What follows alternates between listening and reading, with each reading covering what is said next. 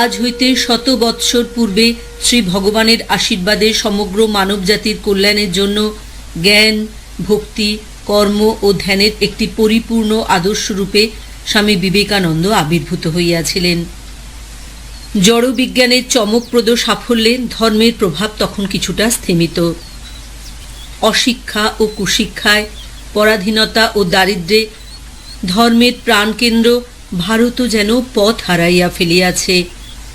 সেই যুগ সন্ধিক্ষণে ভবিষ্যৎ মানবজাতির অভ্রান্ত পথনির্দেশক রূপে স্বামী বিবেকানন্দের আবির্ভাব। তাহার আগমনে শুধু যে তমসাচ্ছন্ন ভারত কর্মযোগে জাগিয়া উঠিয়াছে তাহা নয়, রজগুণে উন্মত্ত ইউরোপ আমেরিকাও তাহার শিক্ষা দীক্ষায় ধ্যান জ্ঞানে নূতন আলোকের সন্ধান পাইয়াছে। আধ্যাত্মিকতার একটি শাশ্বত রূপ দেখিয়া মানুষ আজ ধর্ম বিষয়ে নিজের ভুল বুঝিতে আরম্ভ করিয়াছে।